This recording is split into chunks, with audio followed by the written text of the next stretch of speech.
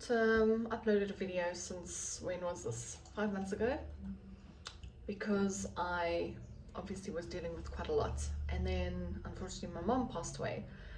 So I'm gonna keep looking at myself there instead of the camera there. But anyway, I thought I'd post another video because it seems like I got a couple of views and 3 subscribers, which is quite interesting, but and a lot of views on the shorts. But I wanted to make this video to give an update and also my candid thoughts on life after cancer and radical hysterectomy and all those things. So I think first of all, what I've learned in the past 2 years since the radical hysterectomy is a couple of things. First of all is you heal in your own time.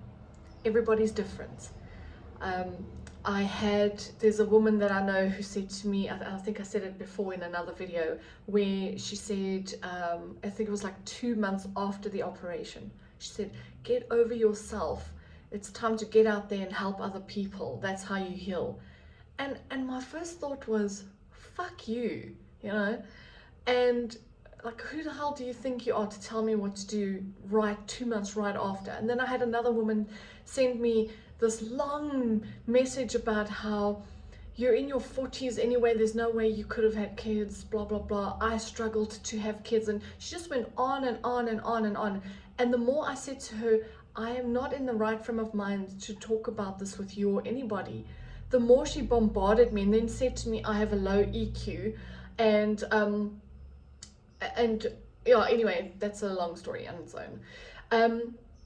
So and then I had someone else say to me, and she's actually a really nice person. She had a hysterectomy as well, but not a radical hysterectomy. I think she still has her ovaries, I think, or her womb.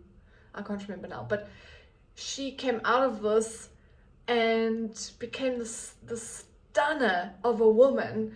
And she just like claimed her power. Like she said, she became this phoenix that rose from the ashes. And she looks freaking amazing. Like her body is beautiful, and her skin and her hair and her face. Obviously she puts makeup on. She's a makeup artist as well. But she looks fantastic. And her attitude towards life is just like, you know what, this is me and I'm going for it. And I think it took her about a year, I think she said, to go from, or even less than a year, I can't remember exactly, but to go from where she was with the operation and going through her partner leaving her and all of that, and then she's this wow of a woman. She's like freaking, I mean, she's this force. You know, when you see her, when you hear her, it's just amazing. Yeah, so everybody's different on their journey. We're all different. That it's taken me 2 years to get to this point where I can talk about this without crying. I probably will cry still, but even in this video I might even cry. But it's taken me this long to get to a point of, okay, let me deal with this now, because life is going past me. And you know, I lost my dad, I lost my gran, and then I lost my mom in the span of 2 years. So it's been a rough 2 years of picking my life back up, dealing with all these changes and things, and then losing everybody. So it's like, can it just stop now? You know that when they say, can the world stop, I want to come off. It's like that. Anyway, so that's the first thing. Healing for everybody is very different. The second thing is that if you're going through this, whether it's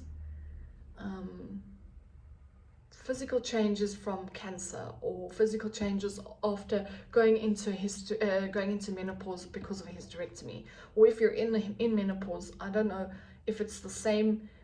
I think menopause is menopause, but I don't know if it's the same in terms of I had a radical hysterectomy, and then immediately the next day I was like hot flashes, and I was like, it just like, you know, everything just blew up. So I don't know if the gradual perimenopause and all those things, if it's the same thing. But I think with all of that, what I want to say with it is, the second thing is that just love your body, love yourself, and through the changes, just experience them. Go through the changes. It's important to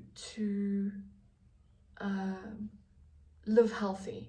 It's been difficult because comfort eating, with all the emotions and all the thoughts and all that that goes with it, it doesn't help. But if you have to binge, just binge, but jump right back onto healthy eating. What's been helping me is banana smoothies. This is it tastes delicious. I don't know if anyone's ever eaten Pronutro, but this is banana, papaya, and a lot of linseeds.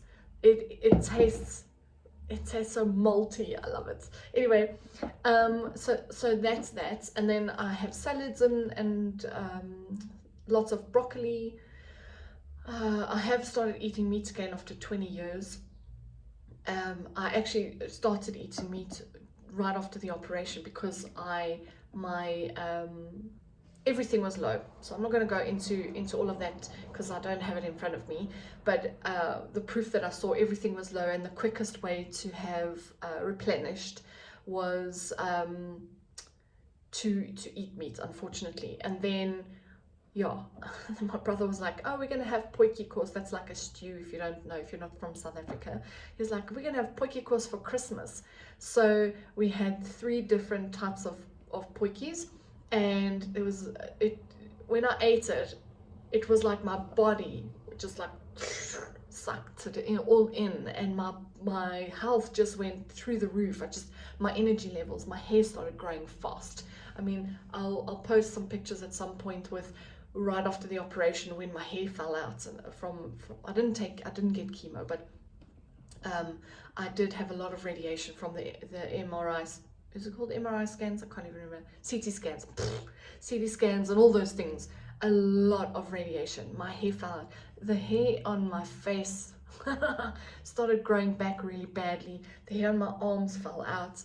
It was amazing to see all this hair falling out. Like my head, I used to have these thick ponytails, and like the last time before I chopped the last bit of thin hair off, my ponytail was like so thin. When I sent my sister in Chicago, when I sent her a picture of it, she was like, what the hell's that? And I said, that's my hair. She was like, what the fuck? So yeah. Anyway, so what's also helped is, along with the diet stuff and whatever, I have picked up a lot of weight, but I'll go into that next. That'll be my 4th point. But I have started taking natural stuff. This is I don't know how to say this, but sarsaparilla roots, burdock roots. I've got elderberry, bladderwrack, and sea moss, and that's helped quite a lot with that. But the 3rd thing I want to say is, riding on the 2nd point, is going through all these things. If you find yourself in a good space with your body physically, then great. But if you find yourself in a bad space and your mind is kind of playing tricks on you and going through it over and over and over, I'm not good enough because I can't have kids. I'm now useless and have no purpose because I can't have kids. No man would want me because I can't have kids. Look at my body, I'm fat and ugly, and nobody will like me like this. I've got to get my shit together. Any thought like that, feeling like a useless human being, then I want to say to you, it's normal, because I've been through that. And the only thing I can say is that you comfort yourself with good things. Surround yourself with good friends and family. Make sure that you eat healthy, that you walk a lot, that you take time out to pray, or if you meditate. It doesn't matter what religion or what spirituality path you follow, but make sure that you've got that relationship going with the spiritual side, so that then you know where to go when you need to vent, or you need to just lay it all down and get it all out. And also get that person that you trust, that you can speak to and say, listen, I'm going through a really hard time. I just want to talk to you and cry. Anyway, I knew I was going to cry.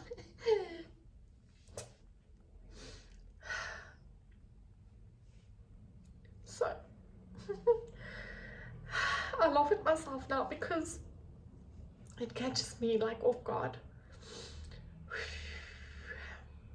Anyway, so my crying person is my sister. I'm sure she's really sick of me by now, but it's okay. She hasn't said it, but she has. Her and I have had heavy heart-to-heart talks where, you know, she'd be candid with me and straightforward and be like, you know what, you got to do this to do this. You've got to get up there. You got to do this and do that. Because I'm also a singer-songwriter, and I haven't been on stage in 10 years. And in end of July, I got back on stage with just one song. I opened for a very popular drummer from South Africa.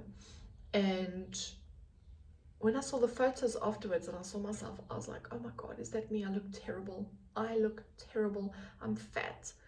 My dress looks like a bag. I look like I'm about to go, ooh, like that.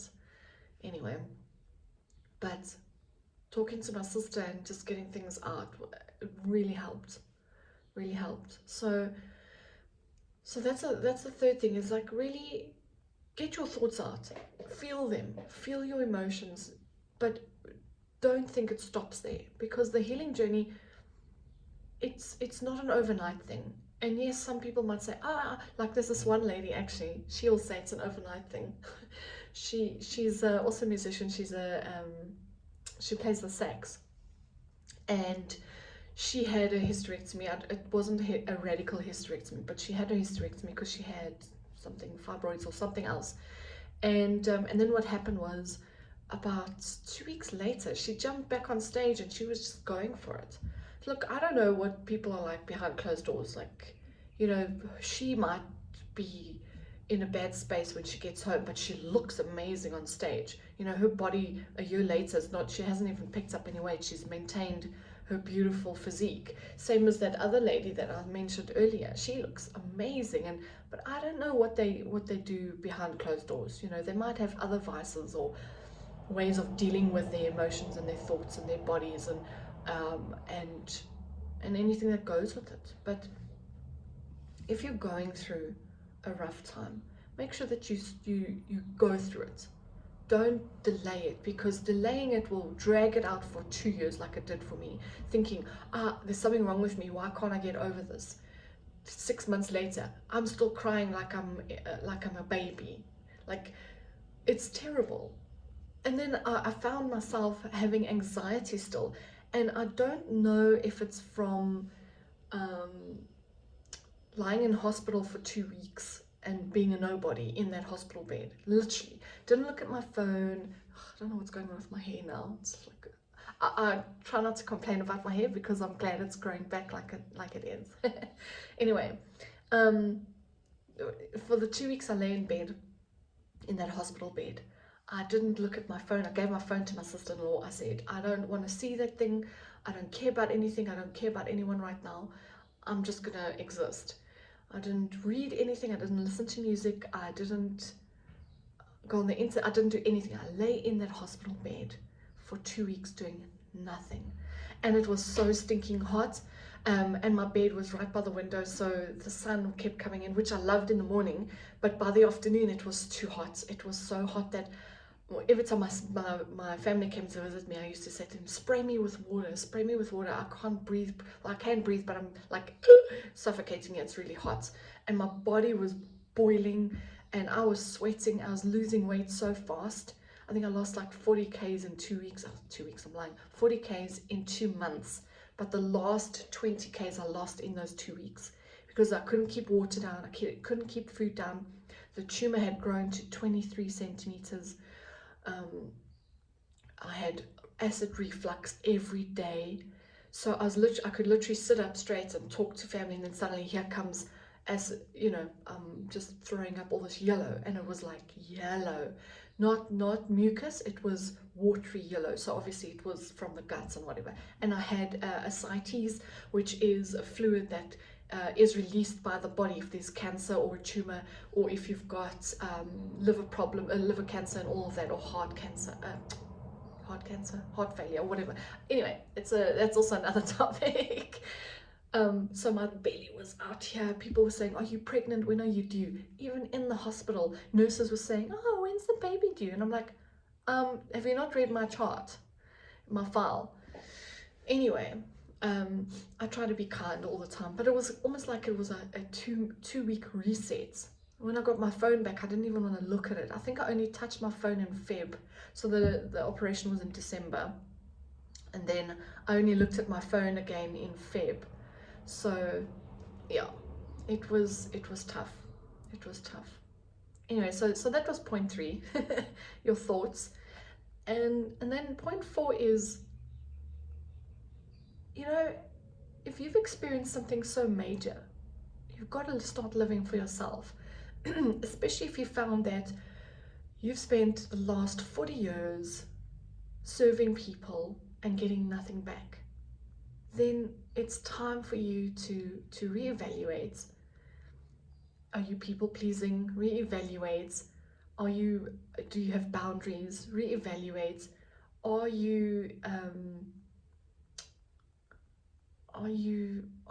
following the path of your heart? I recently actually quit the job that I was working at for 7 years, and I love the people there. They did push me a lot, and when I said I was sick, I don't think they believed me. But I think that's my fault, because I've always been this, I'm fine, give me that, I'll do it, I'll help you. Kind of like Monica in Friends. I'm fine. You know, like when my sister-in-law was making the bed, I was like, cringe, I'll do it, you know. Not being bossy to her, but like, I can do it, let me do it. I love doing it. But I found that, you know, I'm the type of person who would not lay down. I would not let someone take care of me, and that's my own fault. And then I think there are people out there that are just horrible people that will take advantage of you no matter what. So I guess the fourth thing is you need to reevaluate. And after such a major life-changing thing, you need to decide, which route are you going to go? What are you going to finally do? It's not going to happen overnight. I mean, I quit my job in September, and it's now November, end of November, so that's 3 months. Obviously October wasn't a great month because I lost my mom in October, but it's now getting to a point where I am looking at growing my YouTube channel. Not this one per se. This one I feel like it's just like a little diary, and anyone that's going through what I went through, for them to be able to feel they're not alone, and whatever they're feeling is normal. So if you are watching this 18 minutes in, and you've also gone through this, and you would like to know a bit about the physical aspects or the emotional aspects, I can make a video about that as well. And I'd love to help somebody else with, you know, what is normal and how long it takes to get through it, and those types of things. So, but yeah, it's taken me that long. 1st of December, I'm going to start, well, probably going to start posting this weekend. Onto 1st of December is Sunday. Anyway, onto my music channel, I'm gonna start not just posting songs that I'm releasing, that I have released and we're still releasing, but also I'm gonna be posting about my journey, like what inspires my music. Then I'm gonna have my brothers on there, my sister on there, and friends and family, whoever else that have influenced my musical journey, and who are also musicians and whatever. Oh, by the way, I bought a sewing machine. Just ignore that. I bought a sewing machine. I made this dress. I'm not going to stand up because yeah, I'm a bit insecure about my chubbiness at the moment. I have 40 k's to lose. So anyway, that's another video for another day. So what I was saying is I bought the sewing machine. That's point 5, by the way. Let me jump into point 5. Keep busy with what you love. Keep yourself busy with what you love. And if it's something that you don't know if you love it, just do it and see if you'll love it. Like the sewing machine. I have been saying for many years that I want to make stuff. And my mom's been saying to me for many years, I'll make it for you, but then she never did. And when she did, she never gave me the stuff that she made for me. And then eventually I said to her, look, I'm going to buy a sewing machine. I first asked her, can I use her sewing machine that I bought her? And then she was like, oh no, it's in for repairs, blah, blah, blah, and I'm using it. So I said, okay, no problem. I'll buy myself a sewing machine and then we can do some sewing together. And then I bought it in the beginning of October, and then my mom passed away on the 9th of October. Anyway, but when I went into my mom's place, I saw the sewing machine was there, so I gave it to my niece because she also wants to do sewing. But because I've bought a sewing machine for myself now and I don't need to. Anyway, so I took my mom's iron and her ironing board, because I realized when you make stuff, you've got to iron it flat when you want to put in a seam, you know, like iron it flat before. Anyway, this is shearing. Yeah, so when I saw my mom's iron, I was like, ugh, I'll take this because I don't have one. I've never ironed. I used to iron in my 20s, but then I just bought clothes that don't need ironing. Anyway, I'm going off topic here. So then I started sewing. And I made a couple of things. It looked stupid, but I was like, oh, the idea's there, and this is quite fun. And now I absolutely love it. And then I remembered suddenly out of the blue that a few years ago, I think maybe 20 years ago, 15 or 20 years ago, I had a dream about a man and a woman walking on a bridge, on a dock rather, by a river, and talking about something. Anyway, I'm not going to go into full detail about it because then I'll give it away. And then back then when I woke up from the dream, I was like, oh, I should write a book about this. And then I left it. I wrote the idea down and then I left it. So then the other day I remembered, oh my gosh, I still wanted to write a novel about this romantic novel, a novel about this story, this dream that I had. So then I started typing out the skeleton, you know, just chapters and the characters and all of that. And I was like, I love this. I love this. Anyway, so that's on my list as well. And I started doing research and started looking at the places around South Africa that I can link onto this story. And the place that I'm linking onto it is called Kaimouth in the Eastern Cape of South Africa. So if you're not from South Africa, go and have a look at this beautiful, beautiful place. Then online on Facebook, I found a documentary that was made about my family, on my granny's, my dad's side, my granny's family, the Dickersons, and how some of them came to South Africa and some went to Argentina. And so I commented on it. I was like, oh great, this is my family, blah blah blah. Then another man commented and said, oh, then we're distant cousins. So when we started chatting, he was like, oh, I live near Kaimouth. I was like, what? So he has a house, a cottage. He's in his, I think he said he's in his 60s now.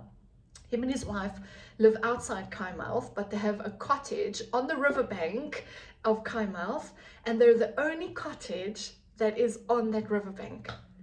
So he's gone and given me a lot of history about the family and Kaimouth in that area. I'm like, what are the odds? Like, how?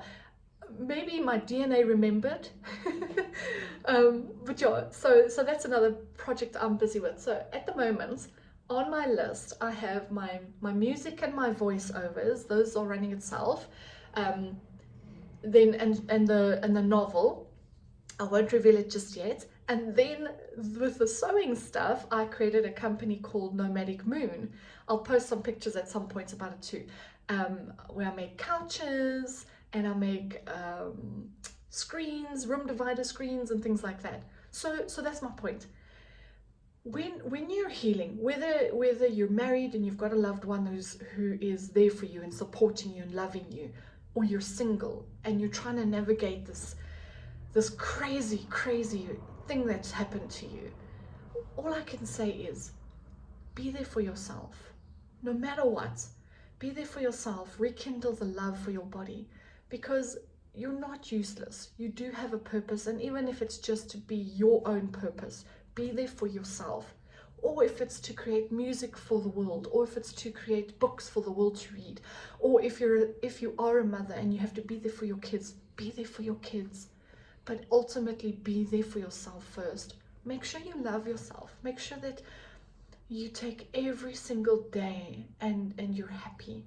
You're happy to be alive, to still experience the birds singing, the sun on your skin, the ocean water, you know, that soft, crisp water over your feet, a hug, a delicious smoothie, a song you can sing, a poem you can write, a dance you can dance, you know, early morning sunrises, late afternoon sunsets, crisp cold air on your face, or even when you're opening a pot and that warm air tickles the hair on your face. I love that. There's so many things. There are so many things, but take your time. Don't rush your healing. Make sure that, you know, your mind is looked after. And if you need to take something for the anxiety, then take something. I took something, what is it called? It's a natural, what is it called? Rescue. I think it's called Rescue. There's no alcohol in it. You can get the drops, which has alcohol. I don't take that one. I take the dissolving tablet that you put under your tongue, and it works like a charm. Really does. So I definitely want to say that it's possible to heal, and I think the sadness will always be there because it feels like there's a part of my life that's gone. Obviously it is. I wrote a song about it, actually. It's coming out. It's called That Ghastly Wind. I'll tell you how it goes. I'll read you some of the lyrics. So I said, you slipped right by me while I shot for the moon. I shot for the moon, meaning I was shooting for my dreams. The wind blew so hard and it echoed through my womb. Why did I choose to try so hard? Chasing perfection, it almost broke my heart. Now it's an empty space. It could be filled with stars. And all I see is a missing face, despite my brave smile. That ghastly wind swept you away. And then the song just goes on. But write about, sing about, dance about, whatever, about your pain, about your loss, about what you're going through. And call in what you want. I mean, I'm calling in a man who will desire me and love me, and yes, maybe he's got his own kids already, but I hope I can meet someone who doesn't want kids or who can't have kids, and so we can heal together and grow together and love together. So anyway, let me not carry on because I'm probably just gonna waffle.